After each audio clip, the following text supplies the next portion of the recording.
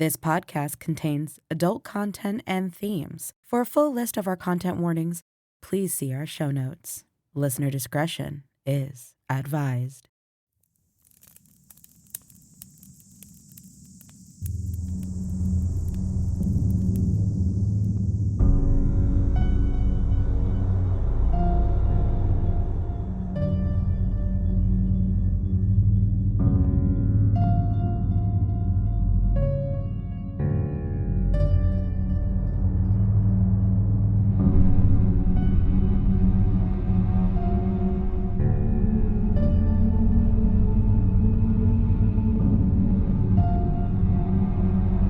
Welcome, my dear travelers, to the Morbid Forest.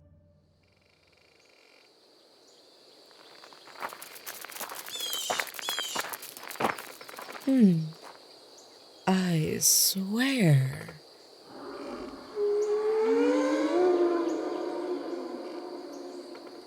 Oh, no. We're not lost. I know this forest like I know my own bones. Just would seem the trail markers have decided to move.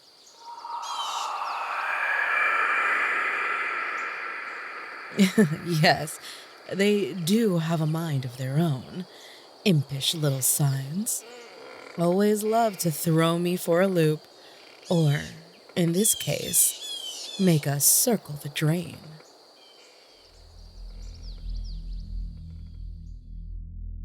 You won't let me do anything. I feel like I'm in prison. You don't know how good you have it. You should... You're just being a bitch. Whoa, hey! Ethan, you are not going to speak to me like that in my own house. His mom reached for her son's wrist and grabbed a hold of it before her husband pulled her away from him. I hate you. I fucking hate you. Whoa, hey! God damn it, both of you knock this shit off! He's getting that from you, Scott. Oh, for fuck. Really, Rebecca? Now? Ethan disengaged and charged down a narrow, dull hallway for his room, every anger-tainted step searing into their odorous beige carpeting. Ethan, get back here right now! You don't walk away from us when we're talking to you! His dad's voice was loud, but he refrained from shouting. He couldn't recall a time that man had ever yelled at him, even in the throes of angst. But this all felt different. Wrong. The young teen ripped his door from its frame and slammed it behind him, which shook the bumpy wall as they continued to bicker with each other. Ethan's appearance ran counter to his age. Frown lines belonging to someone much more worn down covered his young face. He dropped to his knees, grabbing something from under his bed. His expression contorted into a volatile blend of seething bitterness and profound sadness while he hurriedly jammed belongings into a maroon backpack. No. Let him soak in his room. Maybe he can think about how he's treating us. His mother's words crawled into his head, muffled by the thin barrier. Ethan squinted at the bag and thought intently about what to take, but his mind was clouded now. He sloshed around in a haze, stuffing any remaining items in reach into his bag, then stood up and thrashed it against his bed. The blanket and sheets were wrinkled violently as he repeatedly hit them with the backpack, unhealthily exhausting his frustration. Tears welled up under his sunken brown eyes, then quickly streamed down his pale cheeks while he slipped the bag on and grabbed a green phone on the dresser at his back. He pressed its home button and the cracked display blinked to life. 4:09 p.m. Ethan wiped the wetness from his skin, pocketed the device, and headed for the window. Gripped by intense emotion, everything felt so much more vibrant, even in the dim, messy room. The boy's despondent attitude starkly contrasted his colorful dwelling. Blue walls, splattered with stickers, posters, and printed images of cartoon characters. Passions he felt he was rapidly outgrowing. Overwhelmed and slumped over anxiously, he tucked his fingertips beneath the windowpane's cool plastic lip and pulled it open, shuddering as the coolness of fall grasped for him. The teen slipped one leg out, straddling the sill for a moment while he looked back inside.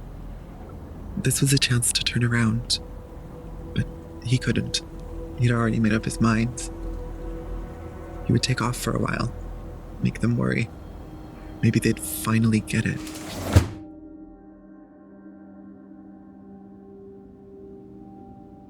I don't understand what I'm doing wrong, Scott.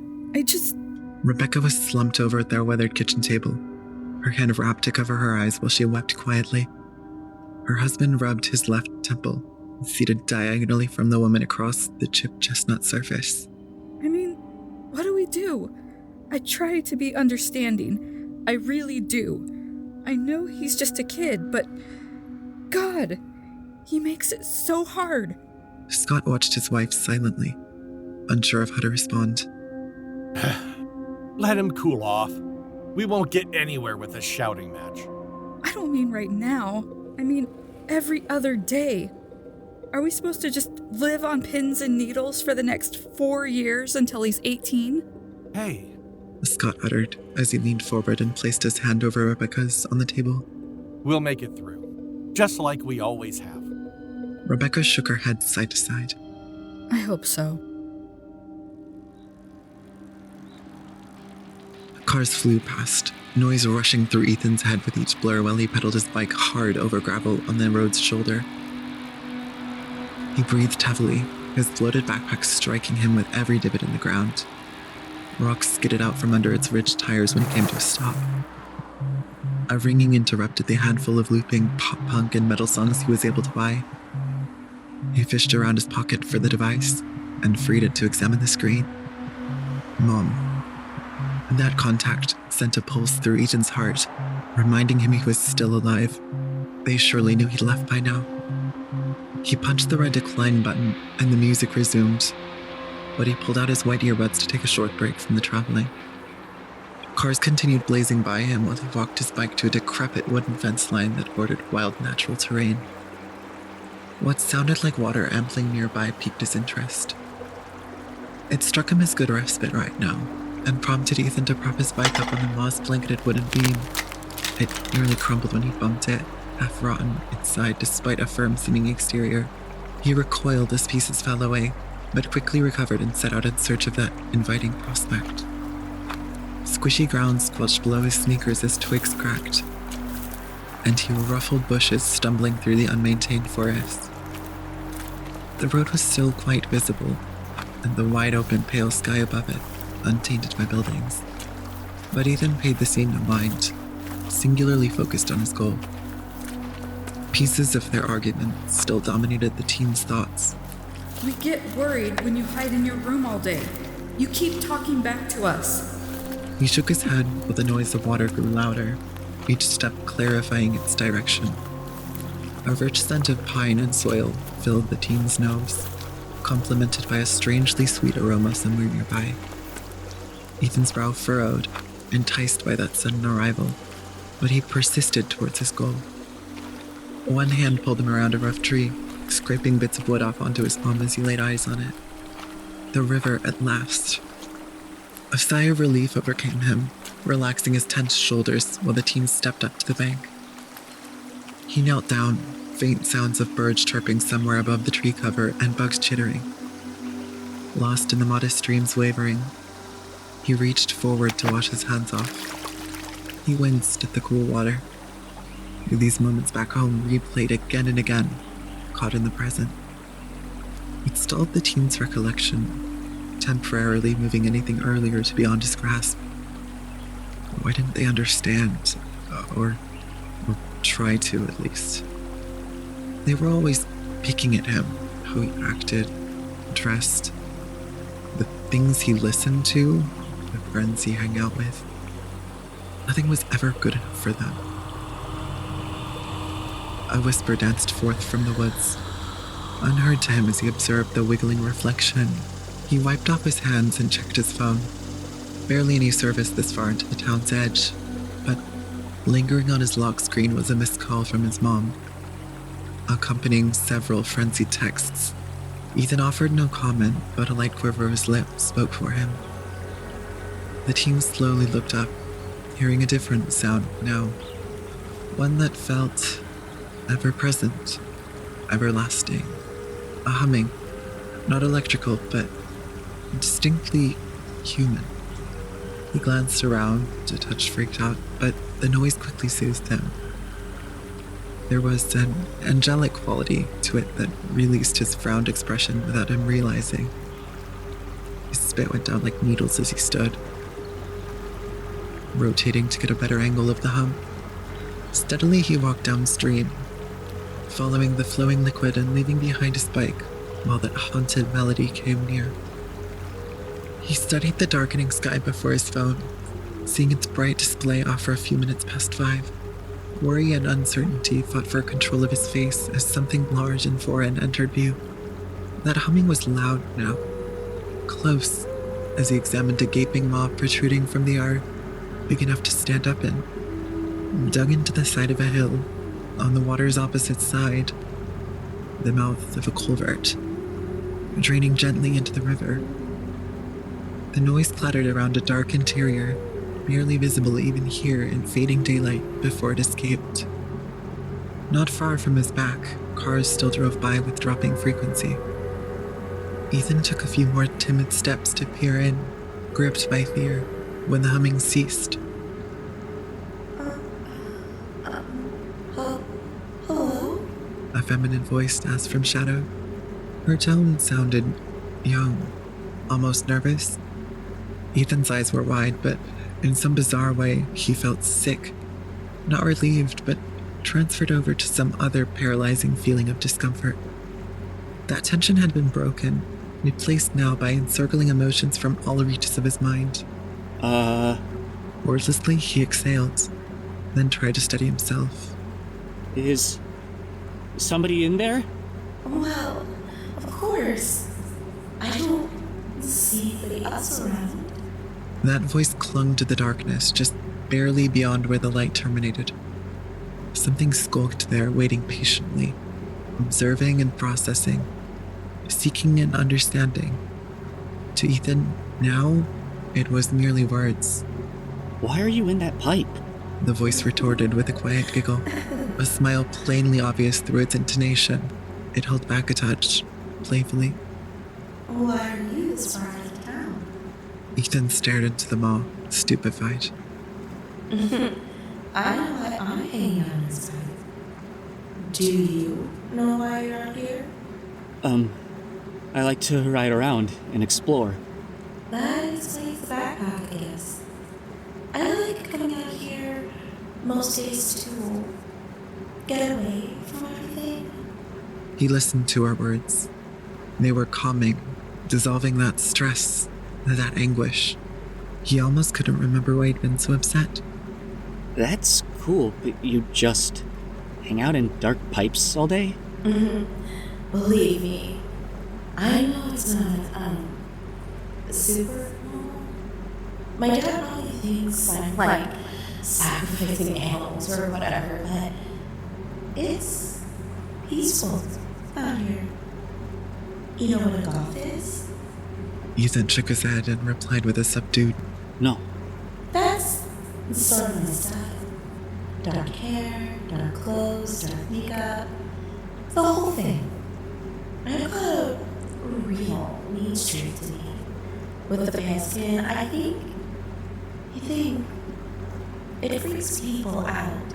Well, that doesn't sound all that bad. I mean, you're different.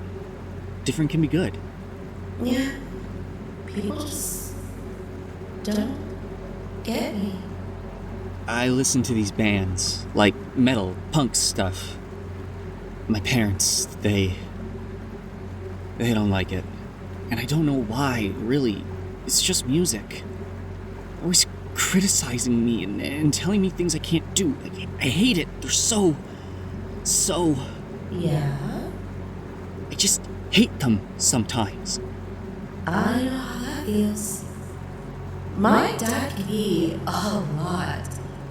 Ever since my mom left, he thinks every little bad thing that happens is his fault. Me dressing like this, he takes it personally. Like, he got stuck with me, and he failed. Ethan folded his arms, noticing how late it was getting. But I keep him around. He could be pretty useful some days. He nodded along, but a flash of regret blitzed Ethan's mind momentarily as he recalled his parents. Wait a minute, I just realized I didn't even know your name. Ethan. He readily volunteered that information. Something unquantifiable about her intrigued him. and it was nice to finally be talking to somebody who got him. Cool. I'm Hannah. Hannah, nice to meet you. Are you, in high school, or...? I'm 15, so I'm kind of forced to be here. How old are you? Oh, 14. Well, it's getting kinda late. I think I probably need to start heading home. Hey, me too. My dad would kill me if he knew I was out late talking to cute boys. A shock ran through his chest from her words. But maybe don't mention it to your parents. I don't want them to be, mean to you or whatever. I know it can feel like us versus them sometimes. He nodded. Maybe we can meet up again tomorrow, and I can actually see you. She laughed with a disheartening sourness.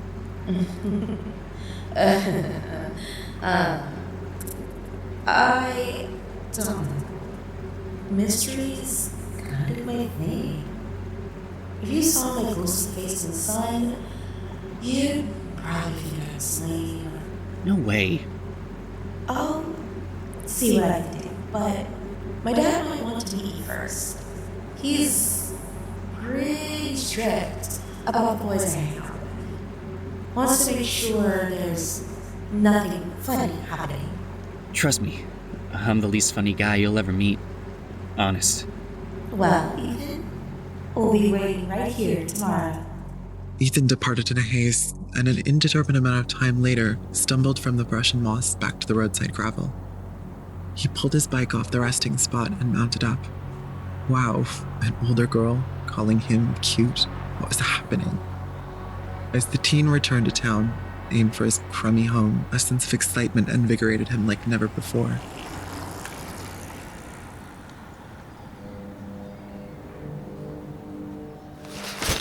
Carefully, Ethan crawled into his bedroom through the cracked window, accidentally trampling the backpack he'd tossed in first. He dragged his leg in while he heard shuffling coming from the living room. The walls were thin, yet they muddled that noise well. He listened for a moment before rushing shut his window. Behind him, the door to his bedroom swung open. Ethan could feel a piercing, ice-cold stare collide with his back. He turned to see his mother standing in the doorway, a weary look dragging down her face. They both stood in silence for a couple seconds, waiting for the other to say something. She exhaled quietly. Dinner's in the kitchen. Okay.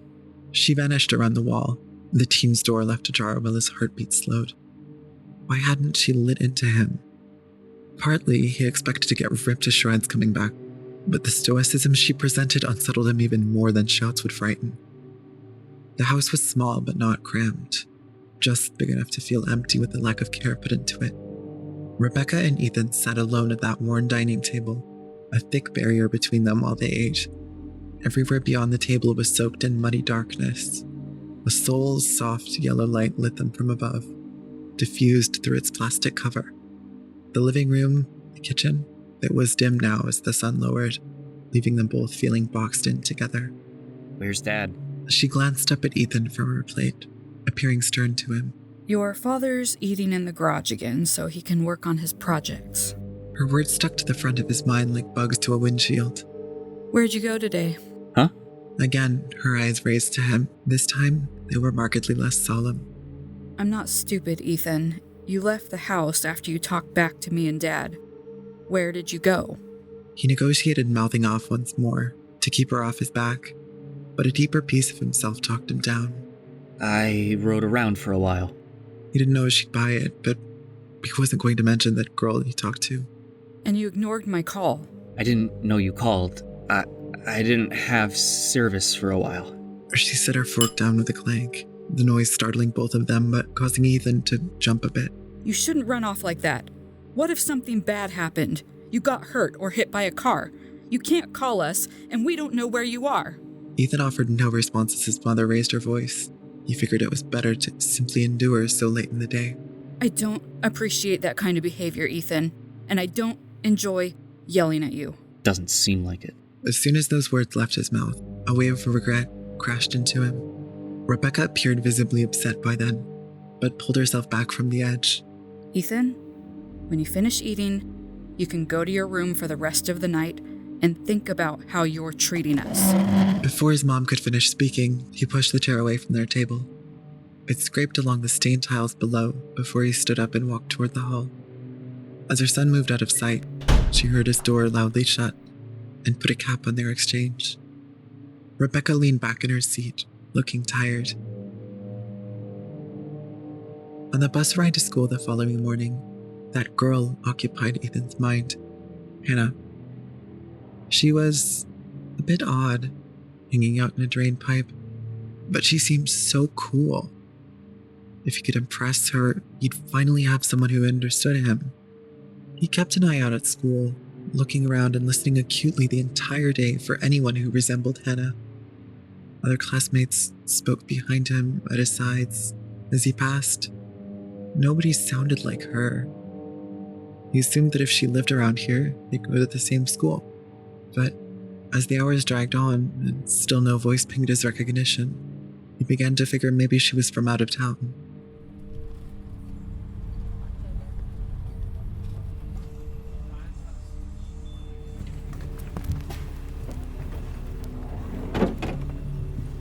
As soon as Ethan stepped off the bus after school, he ran for his bike.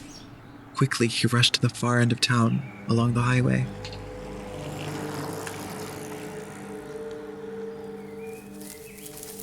The thicket came into view. He hopped off, eager to speak with Hannah again as he waded through bush and twigs and moss. The teen followed that river downstream, finally returning to the culvert. From across the water, he peered into the black abyss, hopeful to hear a voice once more. But nothing came. Hello? He asked, craning his neck to see up to the raised drainage pipe. Hannah? Are you here? Ethan fished around for his phone, tapping its flashlight on and aiming at the pipe. The wee light offered little visibility into the dark maw, which disappointed him. He pulled it back and thought for a few seconds. Hannah? He shouted this time. Several minutes passed with no answer. Hesitantly, he began to wander away, dropping his phone back into a pocket, but a faint noise snagged his attention from the pipe. He turned back when a new voice sent a shudder through his core. Excuse me, son. Paralyzed with fear, he wasn't sure what to do or say. His mind spun, but slipped when it passed over recollection of yesterday's conversation. Come back where I can see you, Ethan. His heartbeat quickened and obliged, a deeper part of himself unsure why he followed its order. Slowly, he stepped back in front of the pipe, waiting for that voice to speak again. You're the boy my daughter talked to. The voice was deep, intimidating. In some ways, it reminded him of his own dad, but far more cold. Yes, sir. She told me you wanted to meet me. His voice unnerved Ethan in a way that Hannah's hadn't. Ethan swallowed, his spit scratching his throat while her dad continued to speak. Sir, I like it. So, are you going to formally introduce yourself? Ethan. My name's Ethan. Speak with confidence, boy. I know I can sound stern, but I'm always welcoming to people. Ethan nodded nervously in agreement. You can call me Mr. Brad. He muttered something indiscernible after he said Brannon, but Ethan's mind was swirling too swiftly to catch it. Tell me, Ethan, are you a good person to have hanging around my daughter? Or would you just brainwash her even more than she's already been? The teen was caught off guard, confused by Brandon's question. Oh, I wouldn't brainwash anybody, sir. I think she just wants to do more things for herself. Is that so? Are you trying to tell me how to raise my daughter? Ethan's chest was flooded with a sense he'd made a grave mistake, given the man's tone. Well, He squirmed for a few moments before that voice once more slithered from the well of black inside the pipe to ensnare him. Relax, boy. I'm just messing with you. I know you wouldn't dream of that. Swaths of Ethan's psyche still felt entangled in the voice's echoing growl, yet now he experienced a sense of reassurance at its words. Speaking to this man, no more than a stranger, felt distinctly different from his parents or teachers. Despite the man's dour demeanor, he felt oddly comforting. There was an inherent sense of authority present that he dared not question. Hannah tells me you have a difficult home life. That your parents are a frequent problem. Flashes pulsed in Ethan's mind while he searched for a response. His mom and dad were, well, they were who they were. But even still, he was uncomfortable with airing his familial strains with an adult. After all, it was embarrassing, and Hannah's dad might not get it like she did. We argue from time to time, but I think that's normal. I'm sure you and Hannah disagree on stuff. Ethan stared into darkness, his eyes straining to make out any visible shapes, while he breathlessly awaited Brandon's answer. A disappointed sauntered forth, concerning him. Ethan, you poor boy. Your folks shouldn't be like that to you. Like what? It's not normal for people to argue like that. You don't deserve to be treated that way. But They've probably convinced you that it's just how things are, too. That the screaming and bickering will solve anything. A healthy relationship leaves no place for arguing. Overwhelmed by the voice's professions, Ethan's eyes fluttered. Suddenly he was being asked to reconsider years of his own life, spent living a certain way, believing there would be a way out from under his mom and dad, a more resolute way to end all the conflict. Maybe there wasn't. Maybe this was all he had. Maybe they were all he had. Tell me this. What do your parents do? With a hitch in his voice, Ethan spoke. my mom works part-time at an office or someplace. My dad works for the government, but he's always doing some things in his garage. Oh, the garage? Yeah, he stays out there late, working on things he doesn't want us involved in. You know what? I'm proud of you, Ethan. His heart dropped out of his chest at those words. Whispers of them had passed by from other kids' parents at school, but never him. The wires of his mind were alight with activity and yet empty-handed. Couldn't recall ever feeling that. Why? Because you've done what most kids your age can't. You spotted the problem. Problem? Like a deer in headlights, Ethan was held captive by Brandon's speech. The sun toiled in the sky, unbeknownst to him as he was subjected to a stream of pure poison. Of course. Most kids can't even put the pieces on the board. But it's right in front of you. Your mom, spending so much time at home. It's bound to lead to strife, being cooped up so often. And your dad, neglecting his duties as a parent to isolate himself. Those words were obviously venomous to Ethan. The independent part of him wanted to shut it down, tell Hannah's dad off, that he didn't get to talk about his parents like that. But the part mired in bitterness and frustration reveled in it. It was finally scratching an unreachable itch.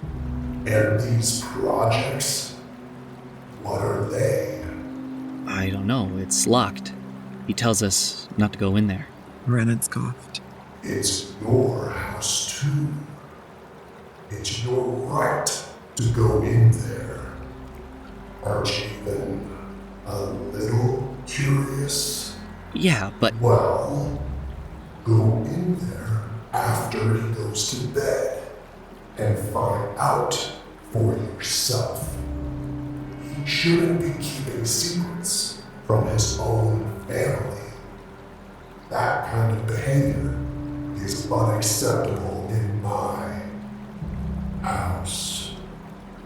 He seemed to linger on that word, as if waiting for something that never came. Find out what's in there and bring it back here so we can talk about it. Ethan hesitated and scratched his arm.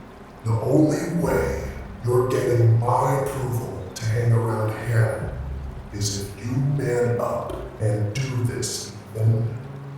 For yourself. You deserve to know what's in there. The only way you're getting my approval to hang around Hannah is if you man up and do this, Ethan.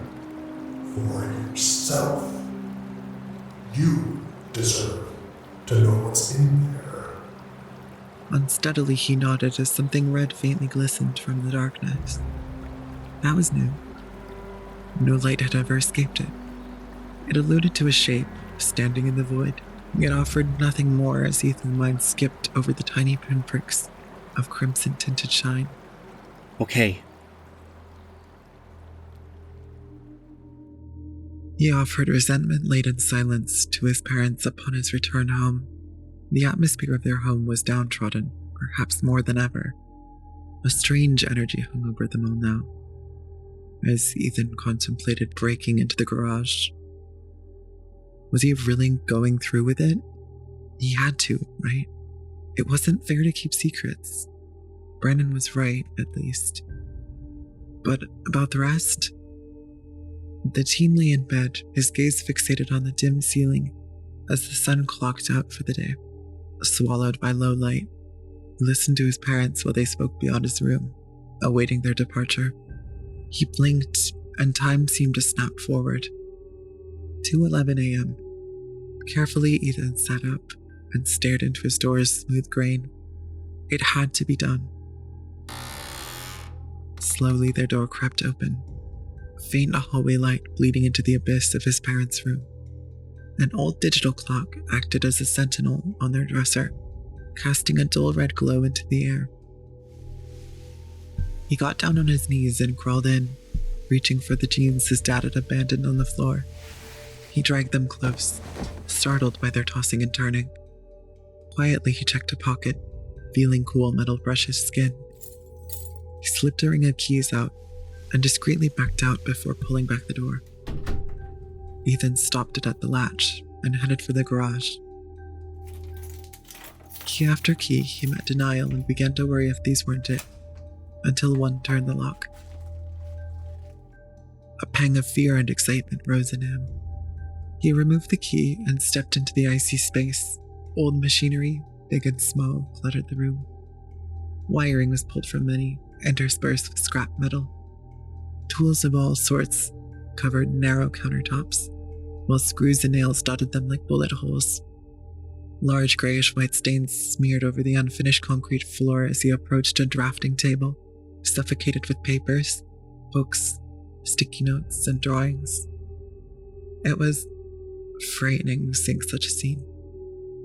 He looked closer at the surface, examining the stacks. Ethan stared at pages obsessively filled with drawings of symbols he'd never seen before, languages and words he didn't recognize, transcribed in a tongue beyond his limited understanding, repeating patterns, structure, form. It struck him clearly as speech, but nothing that felt human. Over and over and over, the same icons and sketches inked into the paper. Plastered on one wall, crude depictions of figures, each one a uniquely misshapen silhouette. Depictions of something otherworldly he didn't understand.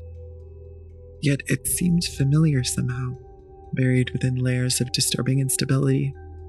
This was what his dad spent hours on after work? Drawing all this? Making all this? He glanced at those machines as he grabbed a book from the table. Like so much in here, their purpose and origin were well beyond him. Ethan left the cavernous space, locking it contemplatively.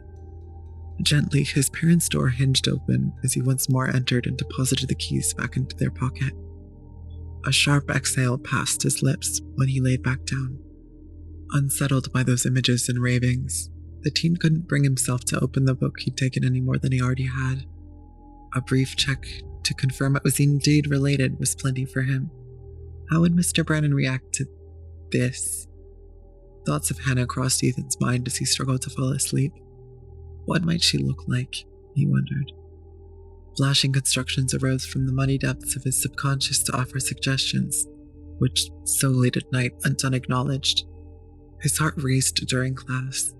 His dad's journal melted a hole in its fabric, radiating negative energy and volatile emotions Ethan hadn't fully confronted or recognized yet. But its presence weighed heavily on the young boy as he worked. Brush crunched under his black sneakers and approached the culvert.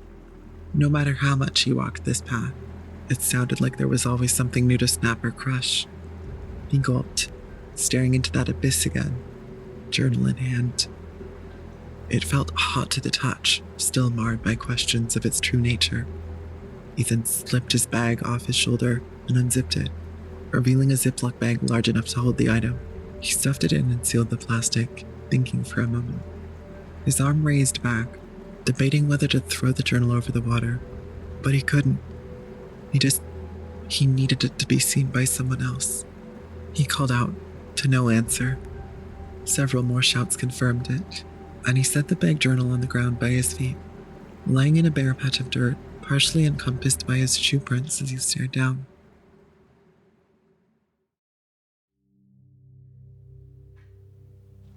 Ethan twiddled his fingers on his lap below their dining table while Rebecca moved through the kitchen. That same sickly light lit his face as he drifted in thought. A disheartening aroma from a food he didn't care for wafted over, further shrinking the boy inward. So, Ethan, where have you been going after school every day? Instantly, his face swelled with heat and his hands began to tingle. He stared ahead for what felt like hours, churning his mind to find an excuse she would believe. She couldn't know about Hannah and her dad. If they found out, he'd never get to talk with her again. I get my bike when I go home, and I go ride around for a while. Yeah, you said that last time I asked. You have to tell me where you're going and how long you'll be gone. And have your phone with you so you can answer me if I call you. He sat quiet, head tilted to eye the table's weathered surface. Did you hear me? Faintly, a ringing noise reverberated through his ears. That's non-negotiable, Ethan. You're 14 years old. I know you think you've got everything figured out, that you're old enough to know better than your parents, but that isn't how this works. His mind started to cloud, slowly being filled with recollection of his conversation with Hannah. Thoughts of all her different faces. All he wanted was to be with her right now, to talk to her about all this. Hell, he'd even settle for talking to her dad. Even he saw this for what it was. A lock clicked open which snagged the boy's attention. His father stepped in from that den of madness, the darkness at his back pleading to follow as the door shut. Hey, have either of... He observed the tense moment and reconsidered his line of questioning, suddenly clear-minded. Never mind. Rebecca leaned over the faded cream tile on an island countertop to study Ethan's unnerved look and solemn demeanor. Ethan, your dad and I have been discussing trying some alternative education for you. We don't think you're getting any real value out of going to school, given how you've been acting. We've decided it would be best to have you do homeschooling here.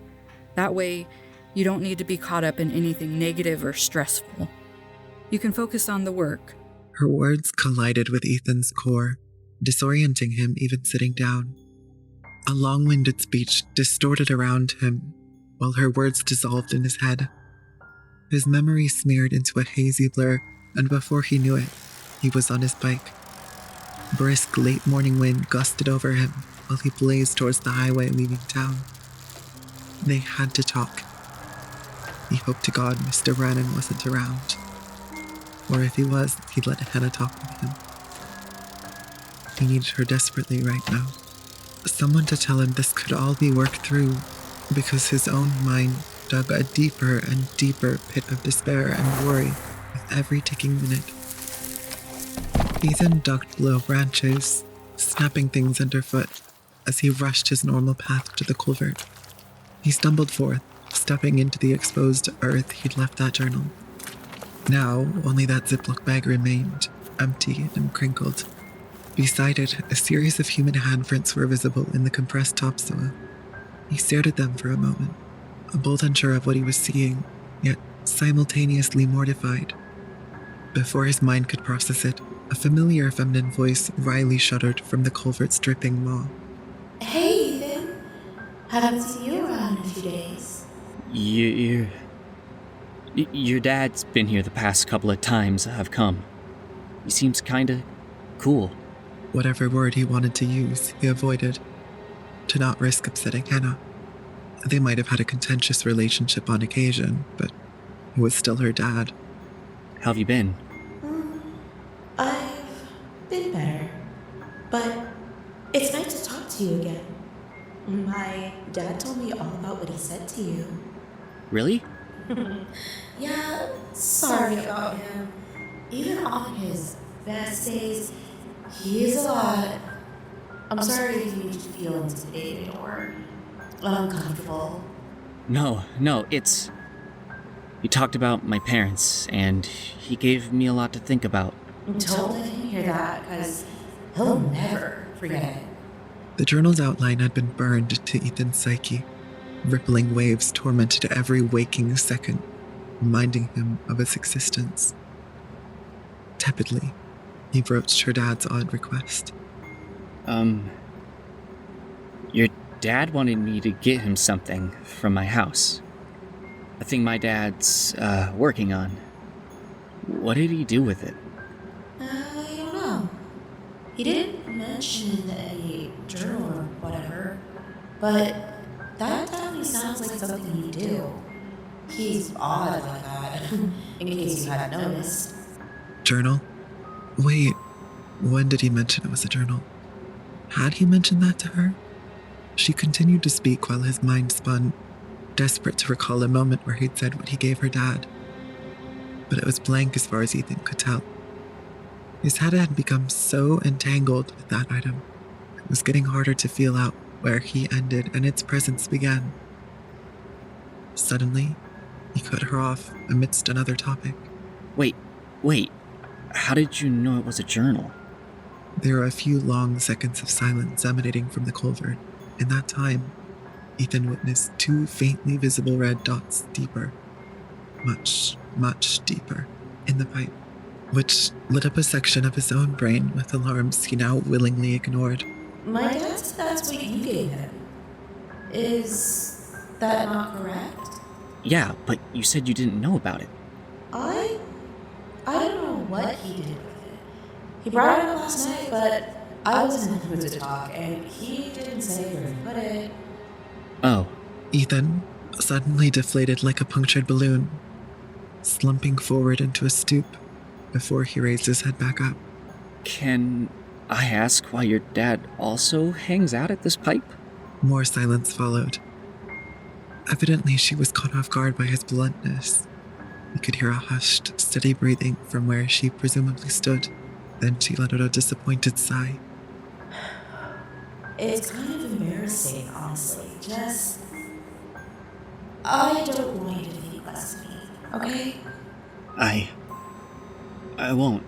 I promise. Her breathing grew shaky as she began. I used to come to this pipe a lot. During most of the year, spring, summer, into fall. It's all dried up and unused, but we couldn't. About a month ago, my dad lost his job. My mom died a few years ago now, so we couldn't afford the house anymore, so assets foreclosed on it. Her voice wavered a bit while she spoke. It's been really, really hard on both of us. I know we don't have the best relationship, but he tries. So we're staying here until he can find someone to rent. I'm sorry. You shouldn't have to do all this. The tone of her words oscillated between two tones. In one dimension, it sounded wistful, laden with somberness. But in another, it sounded as though she was speaking through a grin. No, it's all right. I can't even imagine what you've been through. I'm glad you're so understanding. A few seconds passed while Ethan stared into the blackness with regret for having asked and made her cry. The redness appeared larger now, perhaps closer. They shimmered lightly too, like light on water. Still, it was hard to make out against the pitch darkness. Yet, it captured his curiosity all the same. Do you want to come in? I can finally show you where we live. I don't know. Maybe you and your dad can come over to my house. That way you wouldn't have to feel embarrassed. Ethan, if you want to get to know me better, I want you to see me for who I really am. That includes how we have to live. My dad always says you can't hide the bad parts of yourself in a relationship. Relationship? Ice flooded his veins when that word left the culvert. Well, I have to think about it first. Maybe ask my parents. She sighed, her noise audibly stained with disappointment. Are you going to let them decide what you get to do for the rest of your life, Ethan? You're old enough to make these choices on your own. Trust me. It's clear your parents are holding you down. Like a tidal wave, her claims crashed over the teen's mind. Every time he went home, it was like stepping on a bear trap. Nothing but misery night after night, waiting to be rebuked or punished for just wanting some independence. With this final thread of homeschooling, it was becoming clearer what they were doing. You know, they want me to do this homeschooling thing. They think keeping me there all day will somehow help. But they refuse to listen to me. That's what I'm talking about, Ethan. Everyone can see what they're doing to you except for you. Realization pricked at his hot skin, turning his face bright red. Slowly, his gaze returned to her. Those red dots were much bigger now. When you go home, you need to put them in their place. Tell them their homeschooling idea is terrible. And that they're trying to rob you of your life. Tell them how you really feel.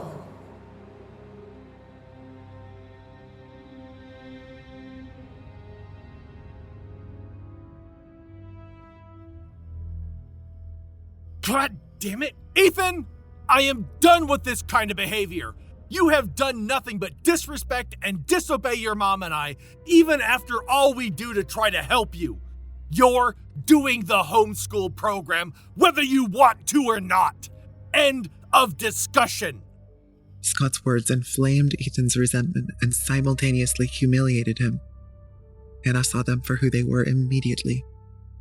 Stubborn, uncaring, unwilling to listen or change. Their voices rattled the walls while they continued to bicker with one another as Ethan's head pressed into the pillow. The black of night overtook his vision, save for two motes of red that drew nearer and nearer during slumber. Ethan shrugged his jacket back up onto his shoulders while trees and brush parted. The culvert once more entered view, its entrance smothered in endless darkness. Light had yet to fully occupy the sky, casting dimly into this hidden place. Their words rattled around his head on approach, grasping fruitlessly for the teen's more reasonable side. Before he could stand in front of the drain, her voice graced his ears. You're back early. I needed to see you. Well, You're here. What's going on? Just more shit from my parents. Like always. Did you tell them how you felt? Yeah, and they grounded me. Oh, I'm sorry. But you still can see me? I don't care. They won't listen, and they don't care about me. All we do is fight, so I might as well do what I want. Exactly.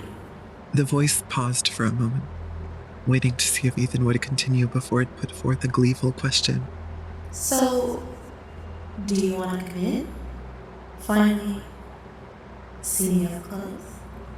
Her words broke Ethan's mind, splintered into two.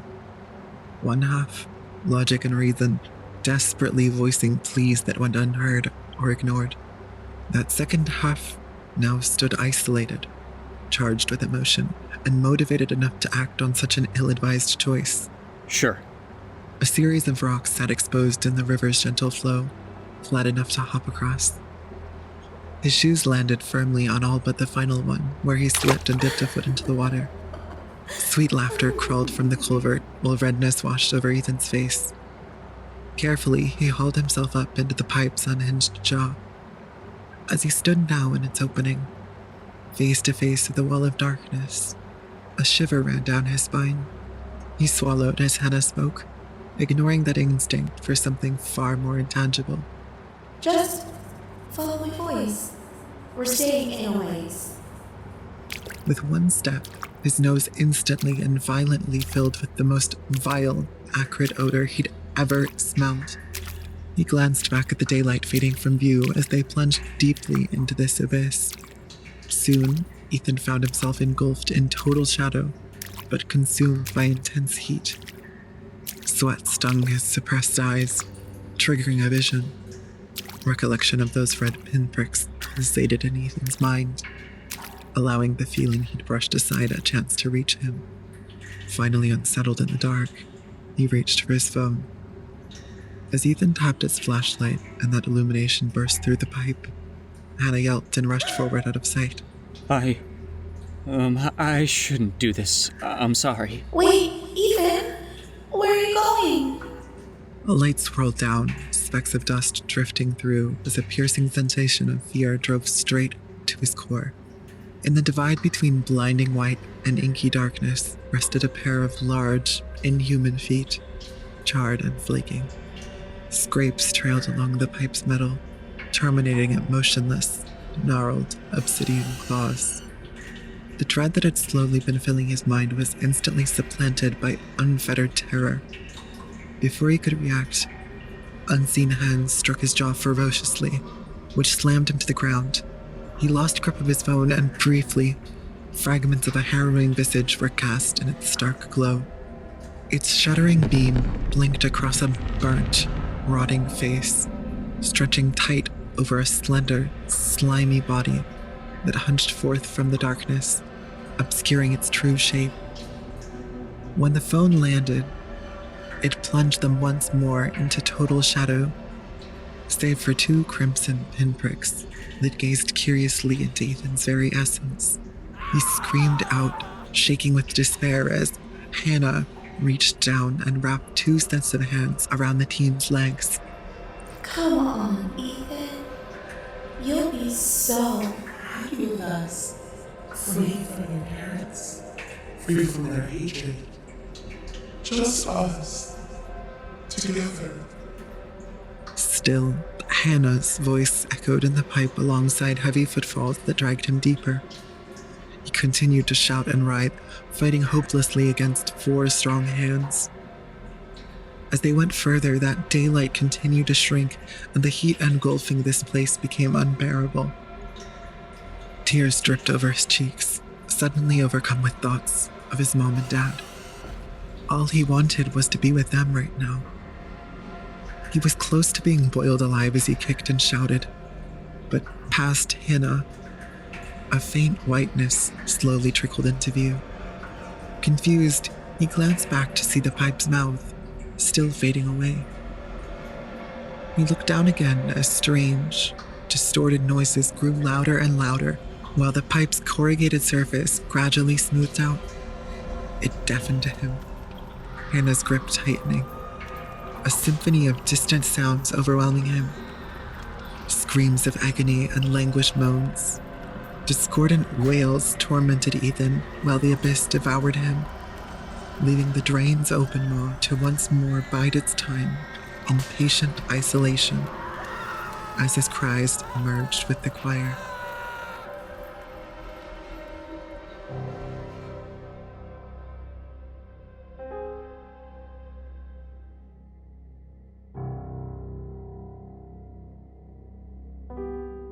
This has been a Morbid Forest production, and on this week's episode you've heard Drain, written by Alex Hall, with narration by Devyn Boer as your narrator, Kiefer Light as Ethan, Naomi Richards as Hannah, Glenda Villamar as Rebecca, Ron Hyatt as Scott, and Sean Conkling Methot as Brandon.